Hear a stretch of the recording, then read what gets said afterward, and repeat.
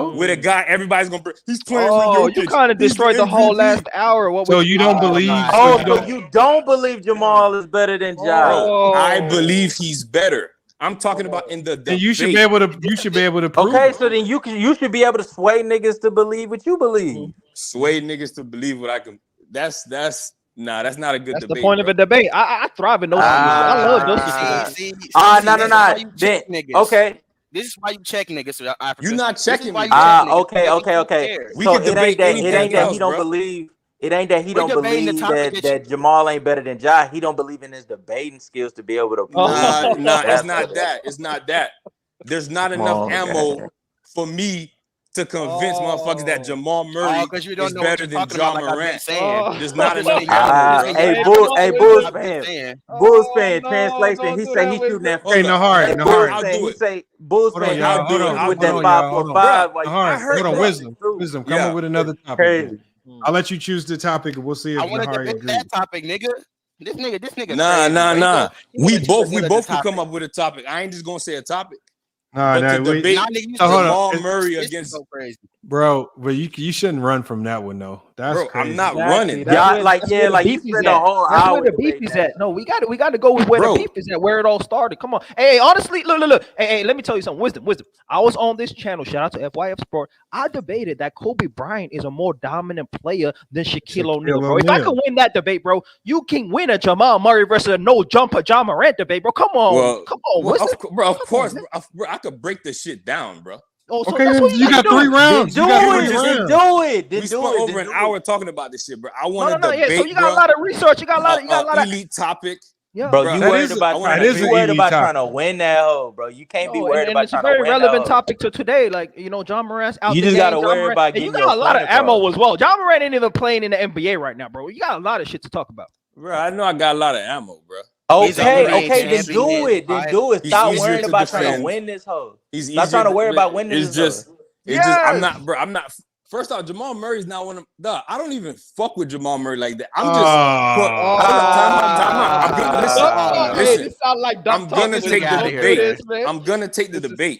Niggas is the whole chatting, point bro. is, bro. The whole point Okay, is. hold on. I want to debate. Niggas act different when the debate gets real. When Lamar pull out the pen and start getting to bad writing some shit. Bro, I'll do the debate. I just hold on. dumb. Hold on. I know that's fine. I want a better. I want a better so debate. when we gonna do it? When do you want to do it? We can do it. We can do it Thursday. If y'all got Thursday, we can do it Thursday. Do it Thursday. First available day, Thursday. Hold on. I just wanted to. Nahari, are you available that day? That's all I wanted. A more exciting debate. Not something that we were spending the whole hour. So I'm gonna go live. Hold on. Thursday, I'm gonna go live at 6 p.m. Eastern Standard Time. Oh yeah, you should probably look at the schedule and hopefully like Murray ain't playing. Hold on. Maybe drop 50 Hold that on. night. Are y'all? Hold on. I gotta lock this in. Are y'all both free 6 p.m. Eastern Standard Time? Yeah, I'm free. Yeah. We can do it. We can do it. Man, do that Friday, man. Jamal Murray versus John Morant. Out of all the topics, all the elite topics that we can talk about and debate about, bro, that's a good one. John Morant and Jamal Murray, bro. That's a good one. Hey, you been a nigga echo the whole time. You been talking about it the whole time, nigga. We gonna talk about this debate. You gonna get cut, and I promise you gonna lose. Yeah, like we already spent all this time talking about this shit. Oh my God, I'm not about to lose. Hold on. I'm not about to lose to another nigga's echo. I've heard you debate already. I heard you debate Herm and all that shit on Mookie shit. That's bro, you're fine. trash, If you heard me, you're trash, bro. You're trash. At least I got my own takes. Nigga, you unoriginal. Young Africa, he got smarter. Africa say he got smarter, nigga. You say he got smarter, nigga. Stop. You can run the tape back, bro. You've been chatting this whole time, my nigga. You've been chatting the whole time, bro. Like you just being a little disrespectful kid. Because I wasn't echoing nobody, bro. I had my own points. I was saying my own shit, bro. Like you just being a little disrespectful ass kid, bro. Even Africa don't agree with you. Hey, look, we got it scheduled. Look, y'all, we got it scheduled Thursday. I like the spicy talk. I like 6 p.m. Eastern Standard Time. I'm gonna go live. Just make sure we here. I'm gonna try to set up a few more debates so we can have a whole card of debates. And hopefully, Young Africa, we can get you good with somebody. Oh, no doubt. And get you back you know on. what time it is, man. Yeah, no doubt. Hold on, Young Africa. Casual said he been looking for a match. You know what? Look, man, I've been at the ring for a minute, man. You know, I'm out here at pound for pound in the FYF Sports, man. You know, so I can get a tune up with the casual. I can do that. That's a tune up. Tune up is crazy. Tune up is crazy. Casual, are you even free Thursday? Nigga, I have to work. That's I know. That's like, niggas got work. Niggas got. I gotta work. Hold on. Casual. Casual. Hold on. Are y'all both free Saturday? What time Saturday? I can go live anytime Saturday. Shit. I work 2:30 till 11 on Saturday. You know I'm Central Time. The time, whatever time you started this stream at, that's a good time for me. That's a perfect time for me. I don't know what time it is for you, but yeah. So like I said, I'm 2:30 to 11 on Saturday. Central Time. So whatever time you can do with that, I got you. What day are you off completely? Sunday? Friday and Monday. Damn, them are the 2 days. It's tough for me. Hold on, I can do Friday. I can do Friday night, which is Friday which night. from which would Friday be night from, work for me. Yeah, Friday night. Well, work today for me. we went live. I went live at like at 9. Which was like 8 o'clock my time. So Africa, would that work for you? Yeah, same time you started this stream. Yeah, that's a good time. Friday. But hold on, so that'll be that's during the day. So that'll be 9 p.m. Pacific for me. So that'll be. I'm gonna skip college just for you, casual. I'm gonna skip class just for you, bro. Hey, don't you skip? Don't. No. Hold on, Young Africa. Hold on, Young Africa. How can I reach out to you? You gotta get because your IG shut down. I switched up my IG. You know what I mean? But you can hit me on Telegram, bro. You still got my shit on Telegram. We can do that. Bro, all right. So I'm gonna hit you. Hey, Africa, you really ain't missing school. Hold on, right? what are y'all debating though? What are y'all gonna debate? Shit. Oddly enough, Africa be agreeing with me, bro. I'm doing my master's, casual. So I can skip classes anytime. We got that time. But what I'm trying to tell you is that there's certain things that you've talked about. When it comes to winning, we can do a philosophical debate, or we can just go straight nitty gritty, or we could do something different in FYF Sports and talk about how you measure players from year to year and criteria and the best way to analyze the game. We could do that on a philosophical level, or we could just get down to. No, I like that idea because I think it's always good to like give like different avenues of ways. So what are y'all gonna debate again? Africa. Well, we can do it like this, right? Because we're talking about top 10s a lot today, and we'll talk. And I disagree with his idea of how he was basically how do you break down your criteria for your top 10? Yeah, for your best players. Breaking down criteria. It's a philosophical debate. We want to change it up and analyze. And what the best way to see players, because he had more solidified. Oh, that's gonna be a good one right there. Who has the best criteria? Criteria to create a top 10. But here's the catch. The only way I do this debate with you, Africa, I need you to while we're giving this debate, you have to list your top 10. So to see if your criteria holds up with that. Yeah. That's fair. Straight up. That's fair. That's fair. That makes sense. That's a cool debate. I like that a lot. That one's gonna be tough right there. I ain't gonna lie. That one's gonna be tough. That's gonna be what's your name? What's the nigga at the bottom that be echoing Africa? What's his name? What's your name, bro? Wisdom Warriors. Yeah, Wisdom. Be ready on Thursday, my nigga, because you will get deep fried, bro. Thursday. Hey, I ain't gonna lie. So we got Africa and Casual Friday. That's gonna be a crazy week. Then we got Thursday. And we got a Friday debate. Yeah, man. And I know Sturdy been hiding since he caught that L from me. We ain't seen him in the ring since. I done retired Sturdy. But if you want to get his lick back, I've been here waiting on you, Sturdy. So anytime you feel like, pull up, Sturdy. You've been out the ring since I KO'd you. You know what happens when a guy gets KO'd and gets that? Man, this nigga Africa's a bully, bro. You gotta take a year out the ring. Some more, nigga. Yeah. You gotta take a year out the ring, Lamont. When you get your chin rocked like that, you lost a title fight like you was like Casa Fury, and I was Francis Ngannou, but I got the decision. That's the difference. And so you can come back, Sturdy, where you've been out the ring. We ain't seen you since. You're one of the better debaters in these YouTube streets. We still respect your game. Hopefully the confidence ain't been rocked. Your chin ain't just glass jaw now. And I hope you can come back and bounce back, bro, because you need a bounce back fight. You probably need a tune up before you get to me, but you can get to me straight up. I want to get you on the bounce, and catch you lacking. Catch you lacking with that ring rust. I want to see that. So Sturdy, if you're listening, pull up, man. We would like to see you on FYF Sports, man. We miss you, bro. All right, y'all. I'm gonna go ahead and shut this one down, man. Appreciate y'all pulling up. We got the debate scheduled, man. So I hope to see y'all pull back up later this week, man, when we get them going, man. Thursday and Friday, man. I got you. If I got some spare time, I'm gonna pop in on that Thursday, but I got you on that Friday. Sure. Oh yeah, that Thursday one gonna be spicy, man. Yeah, gonna be spicy, man. Shout out to Sammy, man. She always out there in the Bulls. I just want to see how reckless Bulls fans get when he be talking shit. That nigga get reckless as hell. We'll see how it goes. But them debates, I'm telling you, man, having 2 minutes get lonely, man. Exactly, man. Shout out to the locker room. We saw what happened. Hey, Nahari, you saw what happened to the locker room. Don't do that. Don't do that. Hey, I swear to God, I'm gonna go look back at that shit because I'm gonna laugh my ass off. Don't do that. Hey, rewind the tape. Casual rewind the tape. Bro, I'm finna laugh my ass off, bro. I'm gonna clip that. I'm gonna clip that and replay that. I'm gonna clip that. No, that's a great one, man. Nahari, hey, don't take Wisdom lightly. Wisdom been out here. Wisdom been talking the game, so don't take him lightly. Even though he might not have, shown his best game today, don't take him lightly. I might not even believe in whole heart that Jamal Murray is better than John Morant, but my whole point was that in an argument, in a debate, I think there's a longer clip for Jamal Murray. So be ready. Versatility. Sometimes when you got the A side of the debate, when you got the easier debate, that's when you slip up the most. I just seen that happen a lot. I think Jamal Murray is easier to debate because it's recency bias. People have been all over that nigga's nuts. He won a championship. He's this, that, in the playoffs. But I'm gonna debunk all that. What about the bag? The bag talk is gonna be. It's hold on. We get is chat voting? Because if chat voting, that's different. Because chat is like chat's voting. Yep. Chat vote, panel vote, and we got all right, cool. And we got gonna dissect the skill and everything. Because all you gonna have is that he's the number one. I ain't gonna lie, bro. I'm gonna dissect John Morant's skill too. Don't get it twisted, nigga. Nah, not the first time. This not the first time I had to cook a nigga on the Jamal Murray side. I've been saying Jamal Murray. Okay. I've been saying Jamal Murray overrated all summer, nigga. Okay. All right, bro. All right. Hey, look, y'all got to get this one shut down, man. I'm gonna go ahead and salute to y'all. I'm gonna drop y'all to the backstage, man. I appreciate y'all pulling up, man. Thanks for having me, man. Thanks for having me. All right, y'all. Love, brother. Sir.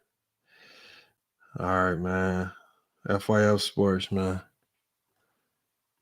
Hey, that was a great episode. We got debate scheduled, man. We got everything we needed, man. Salute, man. Halloween. Hopefully, y'all was safe on Halloween, man. Did whatever y'all needed to do today. Like I said, been busy for me, man. We had a game and everything. Just been busy, man. Busy, man. It just seems like every time I look up, we got games, practices, man. It's just been occupying my time, and it's been crazy. So, again, just hold on. Dante pulled up at the last minute. What's up, Dante? You on mute.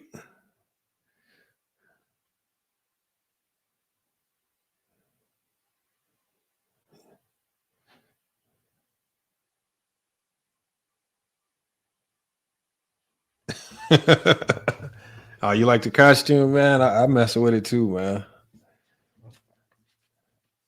It is a weird. It's one of the cheap ones though, man. When you buy these, if I'd have bought a good one, man, you can buy the good ones that come with the little mask, the everything you need, man. You really looking like Mario out here, man. This is one of just the cheap ones right here. So it is what it is. Now you good, Dante? You good? But salute to One Cool P, man. Make sure y'all.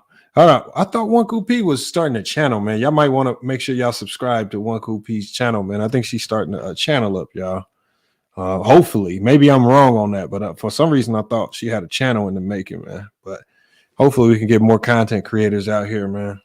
And if you are a content creator, y'all, if you're a content creator, do not hesitate to drop your link, especially if you're a moderator. If you're a moderator and you're a content creator, don't hesitate to drop your link in the chat, man. Wherever you post content, man, drop it in the chat, man, so people can go check y'all out wherever they can find you, man. Kevin Can Do, he says RP Locker Room. Hey, man, Locker Room didn't do that bad, man. Locker Room came up here, did an impromptu debate, man, and then sometimes these debates in our debate format, man, it can catch people by surprise because you got to be a little bit more thorough in detail, Locker Room's more so he's entertainer, he gonna be trying to be funny, he gonna try to get you there, man. So like I said, I guarantee you the next time he debates, he gonna come with a few more facts, man, just to add on to the level of entertainment, man. So I think he gonna come back a little stronger, man. It is what it is, man. Everybody sometimes takes these L's. I saw how True the King took the L, came back and bounced back. Now he at the top of the power rankings. So that's how it goes sometimes. Yes, sir, Dante, man. I hope to see you there, man. Appreciate you, man. Dante, hopefully I made Dante a mod too, man. I'll be super surprised if he's not a mod. Let me even make you a mod, Dante, man. Dante, one of the hardcore supporters of the channel, man. Let me go ahead and mod him up real quick. There we go.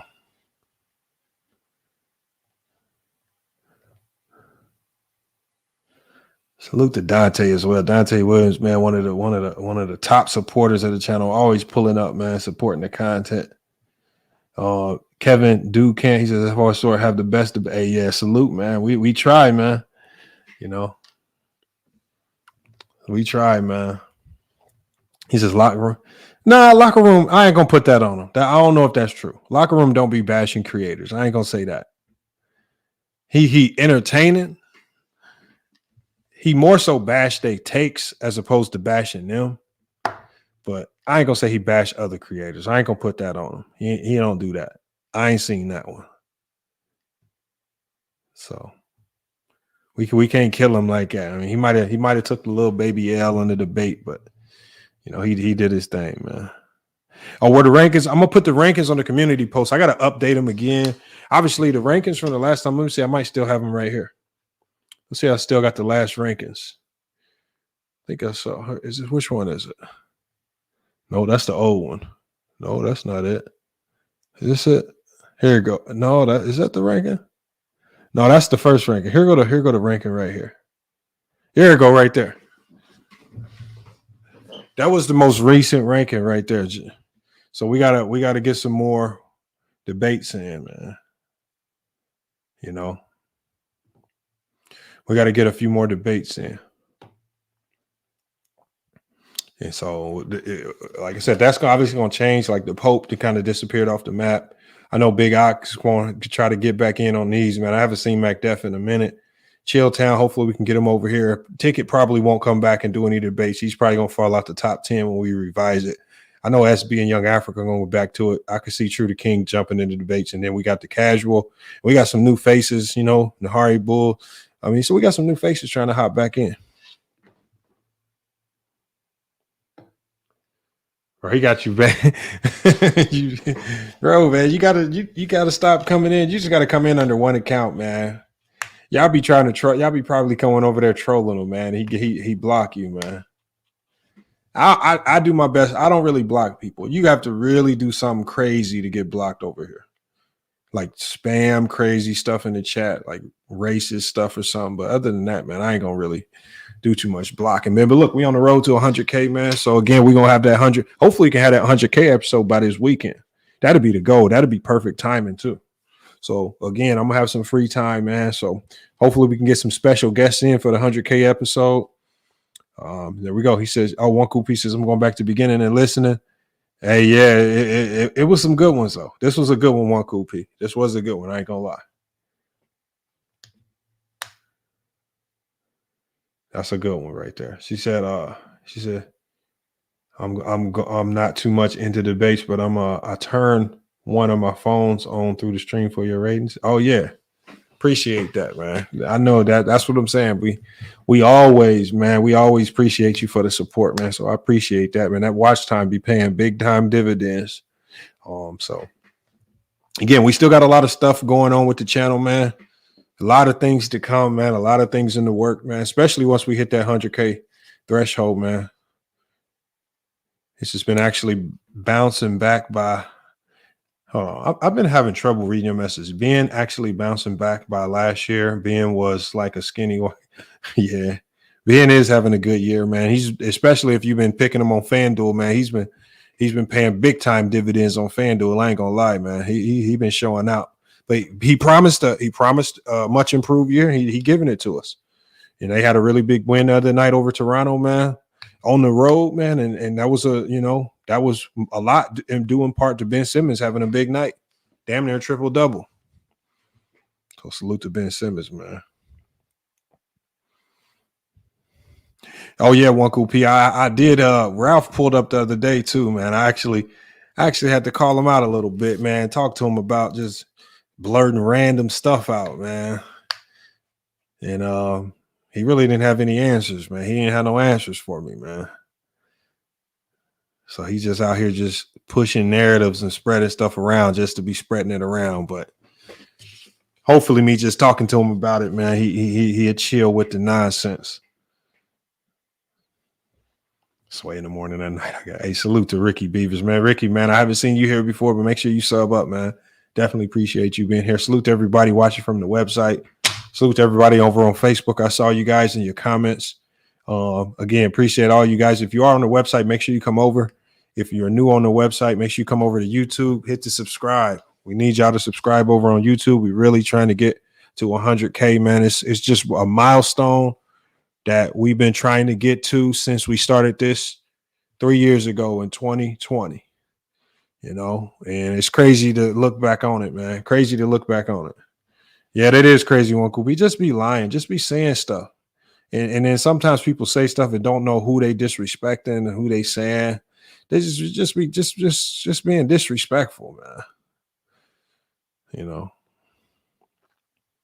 Look at it. He says Mookie. Bigger than locker room, I guess. I don't know. I personally prefer locker room over Mookie. I think locker room was way more entertaining. I ain't gonna lie there. I mean, if you're just talking about just pure entertainment and just good content and somebody that just puts quality content out there, locker room got Mookie beat by a long shot. If we just talking about content and the quality of the content. Locker room got some quality content, and he more entertaining. I ain't gonna lie there. Y'all can't take that away from him. He might snap on y'all and kick y'all out, but quality of his content is A1. Music A1, and it's his own music. You know, like me, I got music, but I don't write it or produce it. I got other people that do it, man. He write and produce his own music, and it actually sound pretty good. Yes, One Cool P. We got to get that set up, One Cool P. Matter of fact, as soon as I get off here, we're gonna get that set up because I don't know why I've been putting it off. I don't know how, but I got time this week. I want to make that happen. So let's just go ahead and knock that one out the box, man. We can make that happen ASAP, man. I think that'll be a good one right there because I got a ton of questions for him. But now I got the time to pull it off. So Ricky Beaver said Ja is probably a little better than Jamal. I don't think they're in the same class. I mean, Ja Morant at one point in time he's been in MVP conversations. He's been first team All NBA. He's on another level, man. It's just another level. Yeah, definitely give him a call. Is Ticket without the yeah, Ticket is entertaining. I ain't gonna lie. Ticket crack you up sometimes. But yeah, I mean, like I say, like and you know what, Dante? This is the one thing. Nobody's gonna do Ticket better than Ticket. So anybody that tries to copycat Ticket is just gonna look like a Ticket copycat. So I mean, if you don't really come with your own unique twist, you're gonna look weird. It's almost kind of like how Mookie tried to do the knockoff debates around the same time we was doing debates over here, and it's just like, bro.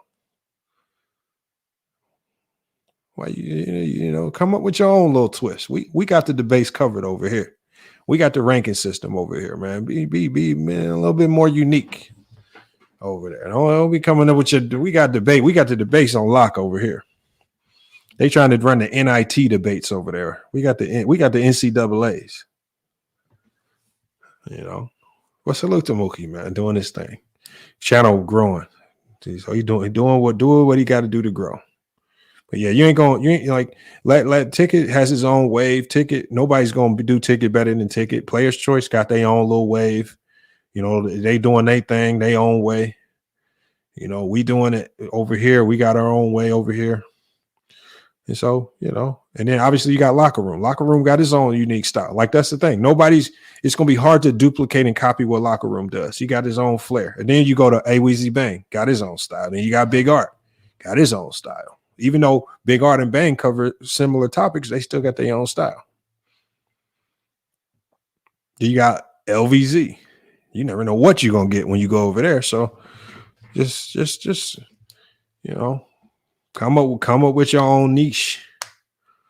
You know, I mean, you got to think when you look at the channels that end in sports debates. We was the first one. Should nobody else be putting sports debates after their channel name, man?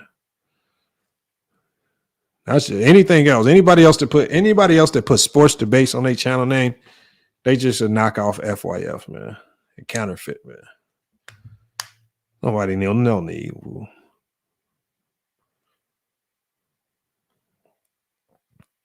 He says Ghost Town need to make his own channel. He be the main character. Yeah. And Locker Room, am I right? That'd be like Locker Room. If Locker Room changes channel name, Locker Room Sports Debates. What? I was the original sports debates on here. FYF Sports Debates, man. Well, you got Mookie, got Rated R Sports Debate. No, you just Rated R. Yeah, they be trying to add under. No, I'm the original sports debates. You know, that'd be like me trying to be FYF TV, like Ticket TV. No, Tickets, that's Ticket name, Ticket TV, that's his flavor. My flavor was sports debates, man. Facts, man. Locker Room, facts. Just trying to just snip off my flow, man. That's wild. Watch Locker Room. Watch somebody about to play off your name. Locker Room 2 or something. They're gonna say something, man. Just come on, y'all.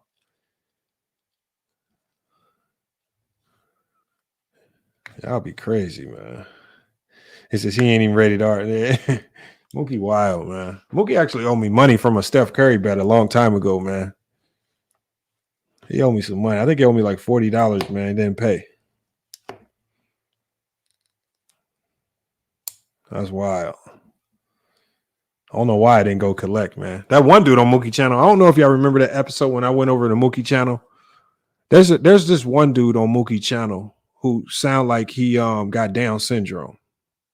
And he probably does in real life. Dude named Ant. And I went over there, and Ant does not like me, man. Ant got on stream. He don't like me so much. The man started crying real tears, telling Mookie to get me off the panel. And I said, everybody stopped. And look, Antisocial was there. Anti was like, "Are you crying?" The man was crying real tears just because I was there. I said, man, come on, man. I've been trying to find that clip for so long. It was the funniest, man. You thought your Showtime, Locker Room, you thought your Showtime snippet was funny. Well, this snippet of this dude crying because I pulled up was funny.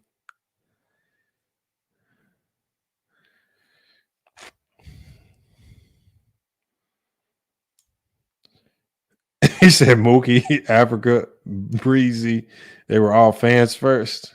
Yeah, wild. Oh man, yeah, and Jarrell, bro. If I could find this clip, it was so long ago. I don't know why I didn't snip it, bro.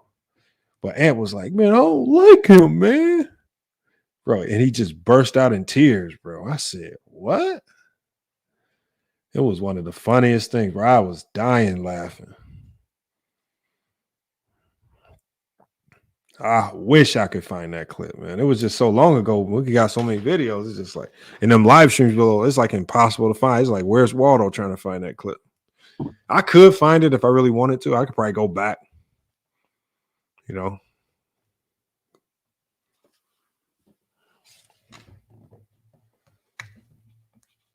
I don't know why he cried though. I look, I don't know why Ant don't like me because I really ain't never had a conversation with me. I just know he come to my videos. He'll make a crazy comment. Like every time I post a video or a post, he'll comment on it. He'll say something crazy. Just be funny. He says he cry when everybody crack his shield of sports debates. Man, hey. It is what it is. Look at Locker Room. Hey man, y'all gotta leave Locker Room. Locker Room been grinding over there, man. That man consistently do his show every night, which is hard to do, man. Well, he be having people over there cooking, man. He got his own style with the sound bites. Bro, those sound bites had me. That sound bite is Showtime, bro. Showtime should have never said that, bro. Bro, that's what I'm saying. You can't have them emotional outbursts online. Somebody is gonna catch it, man. And clip them bad. That got to be one of the funniest sound bites on YouTube, man. Bro, that had me dying. That got to be one of the funniest Locker Room. Because, you know, he be having them live reactions to the Clippers, bro. That got to be one of the funniest snippets of all time. Bro, just look, Kevin, just go subscribe to the Locker Room. And the next time you go live, just listen. He going to eventually play it. It's a soundbite of Showtime. Salute to Showtime. No, man. Showtime be cooking over there too. But Showtime, man, bro, he's forever etched in history over on the Locker Room channel. And then you set Buddy up. You set Buddy up today on the stream. You was like, who is you talking about? You said Showtime. He's like, yeah, Showtime. Then you played the clip. Oh my God. Buddy out there running full promos for Mookie and Showtime. He's like, yeah, I'll be on Mookie and Showtime show cooking. He's like, Showtime. Played the clip. Nah, salute. No, my Mookie show is good, man. I ain't gonna lie. Mookie show is good. Just Mookie, just be Mookie. But he ain't no sports debates. They don't debate over there. They argue. They don't debate. There's no real debates. None of that. Yeah. The shameless plug was wild, bro. But you know what? You know what, Locker Room? I'll be like, why y'all come over here running promo for other people's channels? Just run promo for your own. Like, that's why I respect what Breezy did. At least he plugging his own channel.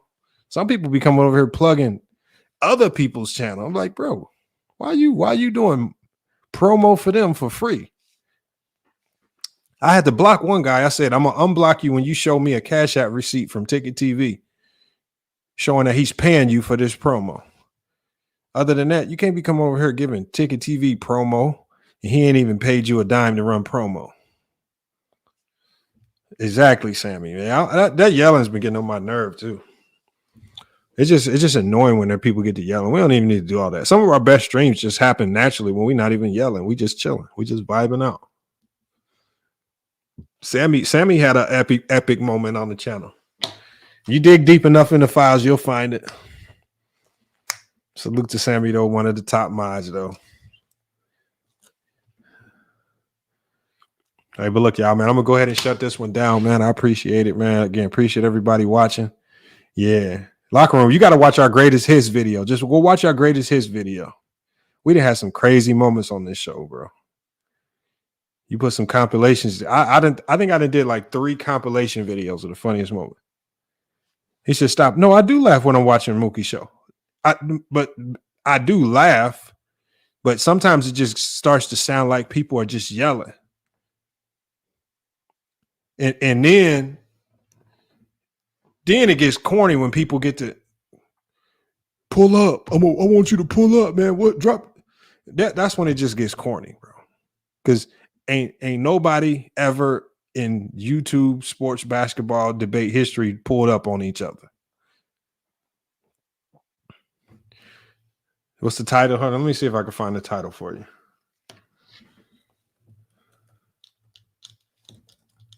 Because I got it's like a funniest moments video. I'm gonna put the link in the chat for you, Locker Room.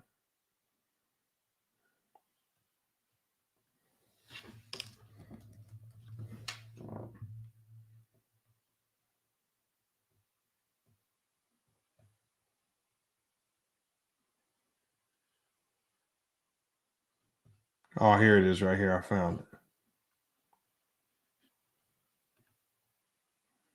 Hold on, is this one it? This one might be it. I think this one's it.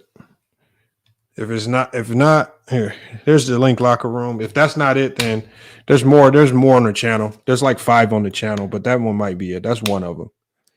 But some of the moments on this channel be having me dying. I know, One Cool P, man. It's just been a slow grind, man. It's been a slow grind, but we're gonna get there. I'm gonna do a show, man, to count down to 100K. So when we get real close, I'm just gonna go live till we hit it. And just hopefully, man, people can share the video, man, and just help get us over that threshold, man. Probably do like a donation stream or something. So we can get some people to support, man. No. Sometimes it's fun, but so it's like this, like sometimes. So this is what happened. And so big is Curry sexual. This is what happens sometimes.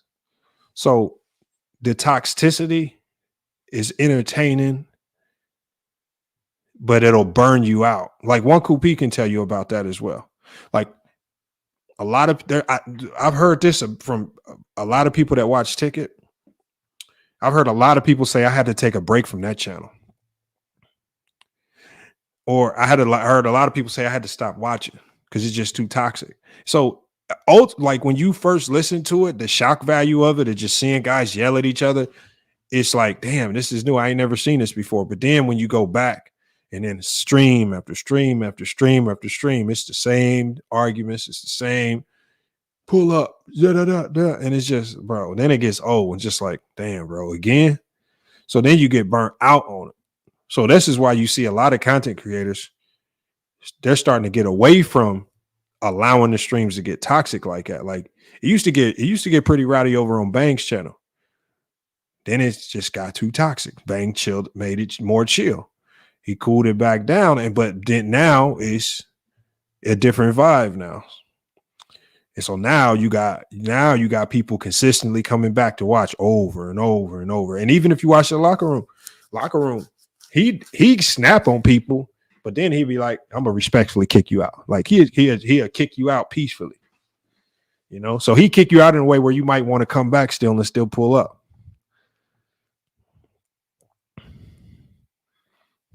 You're like, respectfully, I gotta get you the fuck up out of here. I'm like, I'll be laughing like a motherfucker. You said Ghost Town. I forgot who Ghost Town was. I remember the name. I just forgot who it was. That's all. So that's why I think Locker Room Show gonna do well. I don't even think he understands how good his show is. That show have me cracking up, bro. I don't even half the time y'all be talking about Lakers. I don't even really give a damn about the Lakers. I just know the conversations, bro, will be funny as hell, bro.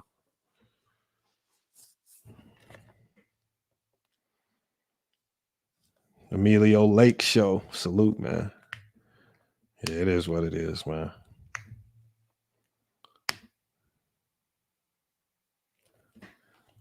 Facts, One Cool P. Yeah, Bang Show is solid, man. I like Bang Show. That's why it's growing. Consistently growing.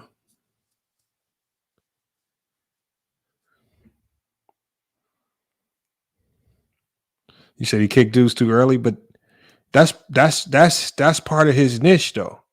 His part of his niche is that if you say something crazy, he's gonna kick you off. And then the beauty about it is the people he kick off be still right there in the chat typing and be wanting to come back up. Ticket to kick people off, block them. They can't never come back. They done went to another channel talking shit about them.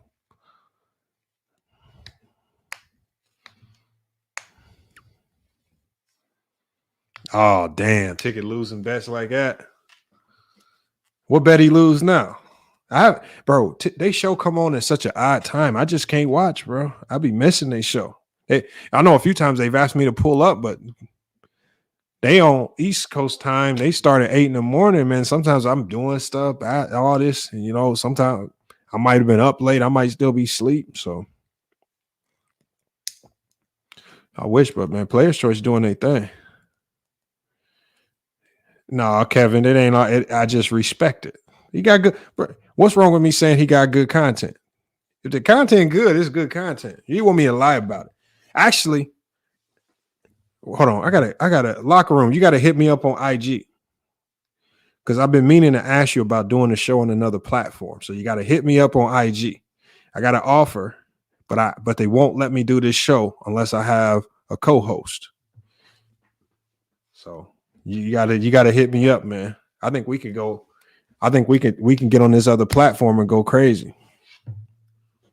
So hit me up on IG, and we got to collab on that one.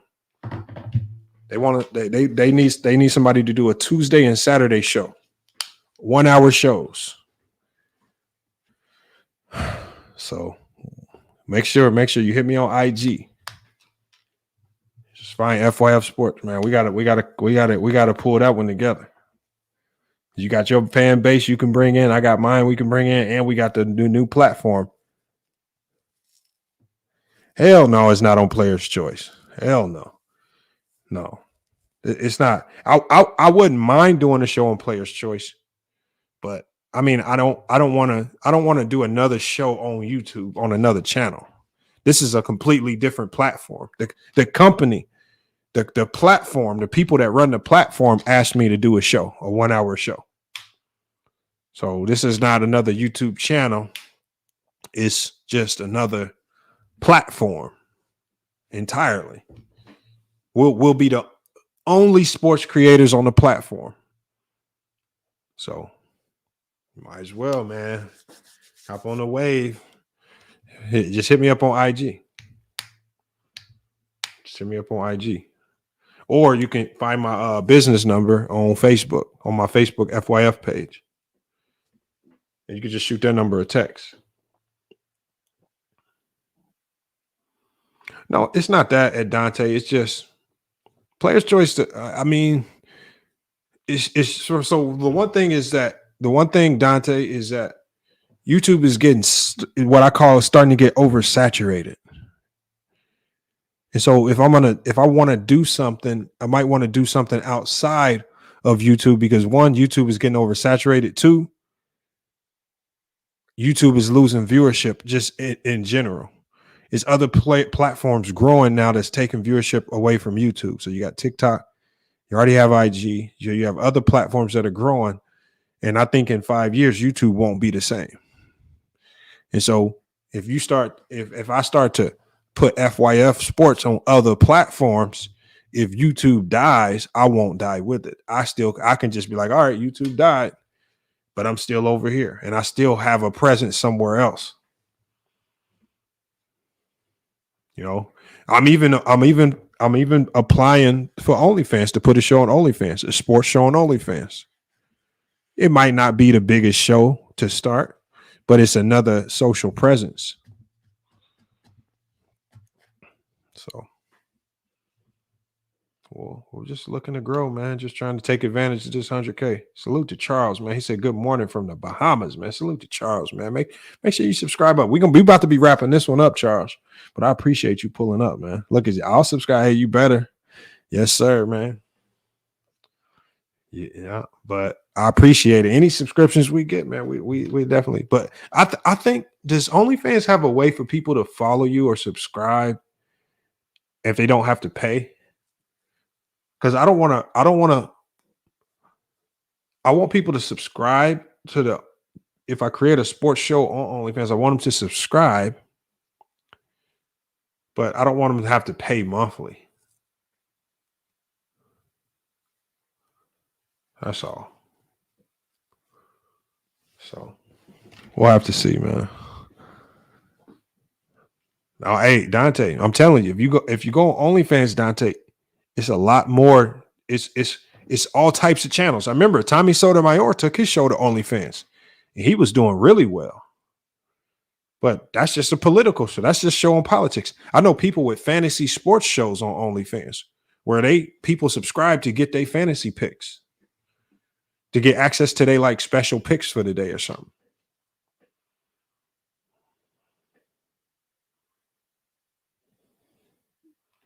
You gonna get in trouble, man. You said make it free, but to have VIP. I got you. So it's just like make it free, but they can sign up for memberships to support. I got you. Okay. Yeah, I'm definitely gonna lock in with the OnlyFans. It's just a more social presence, y'all. And then eventually over time, I'm gonna work on my TikTok, build that one up, and do more. But you know, it just take time. But look, y'all, it's FYF Sports, man. Another great podcast episode, man. I appreciate everybody being here. It's been a great show, man. Happy Halloween, man. Like I said, glad to see everybody was safe. We got some debates coming up on Thursday and Friday, man. Hopefully we can get y'all to pull back up, man. Because I think it's gonna be some good ones, man. We're gonna get the debates back going. We're gonna get the live streams back cooking. Make sure y'all checking out our shorts. We're gonna drop shorts, and we got a host of video uploads coming, man. Getting back to the NBA film study now that the NBA's kicked back in. But you guys, look, FYF Sports, man. Another great podcast episode. We're gonna be back with more sports and news. Until then, man, it's FYF Sports. And we out.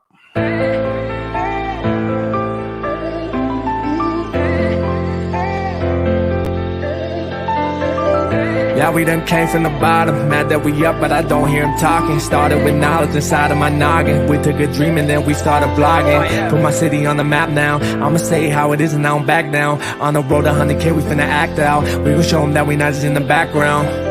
We the main event, we the main show. We the one that people always gon' pay for. FYF, we the best, no debate though. Number one sports channel, every angle.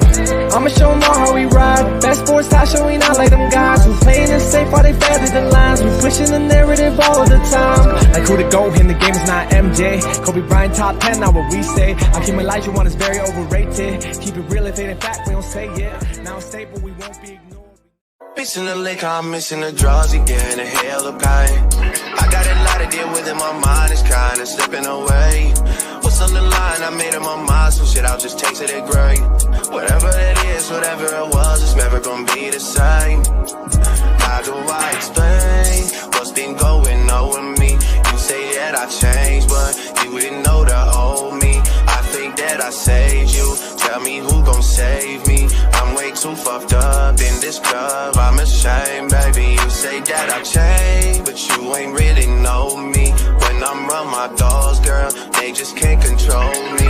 Trying to spend my time right, using every second of it. Trying to spend my time right, using every second of it. Before it's too late, girl, before it's too late. Can I speak my mind right, girl, before it's too late. I've been moving backwards, rolling up the backwards. Out of being dash. Do you have my back, girl, before it's too late? Can I say my piece, girl? You know what you mean to me. You just keep it real with me. I've been moving backwards, rolling up the backwards. Every time I'm backstab, missing the lake, I'm missing the draws again, a hell of pain.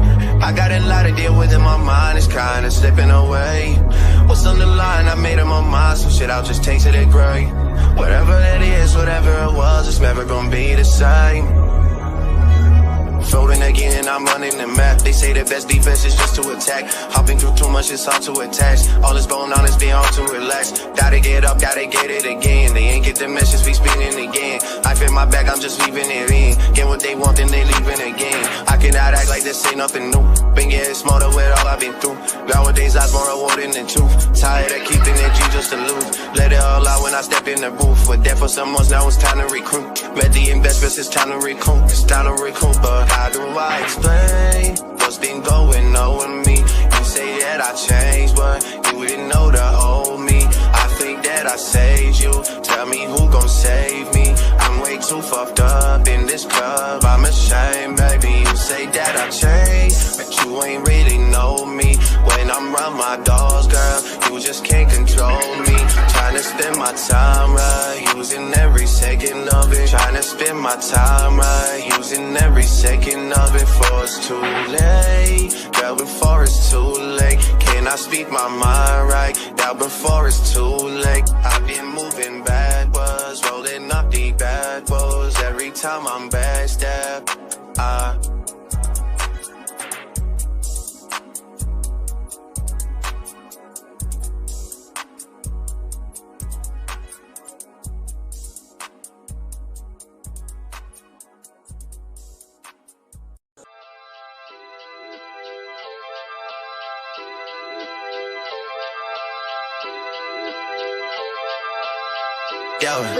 shawty, you know I gotta let it go sometimes. Gotta clear my head sometimes. I gotta get away some shawty. You know I just need a little peace of mind. Specifically, I'm talking about your mind. I gotta get that ass on. Calling you when I'm overseas, let me know what you need, what you wanna do when I'm home. Talking real dirty, real nasty on the phone. Girl, stop playing, I'm on the way. I am on the way. Girl, stop playing, I am on the way. What you need, what you wanna do, baby girl. I'm all ears for you, baby girl. Drop it down in the latest fashion, girl. All the shit I did, that's past tense, girl. Doing that before you, what's your passion, girl? Got the lyrics to my songs and your cash in, girl. Leave that boy alone, he everlasting, girl. Everything he did on a passion, girl. Spend up 20 grand, that's that shit, girl. I bought a whole mall if you Bought a whole mall if you ask me, girl. Got the lyrics in my songs, we on cash in, girl. Leave that boy alone, we everlasting, girl. Everything he did, I don't pass him, girl. Seen up 20 grand at Selsfield, girl. I bought a whole mall if you ask me, girl. Yo, shawty, you know I gotta let it go sometimes. Gotta clear my head sometimes. I gotta get away some shawty. You know I just need a little peace of mind. Specifically, I'm talking about your mind. I gotta get that ass on.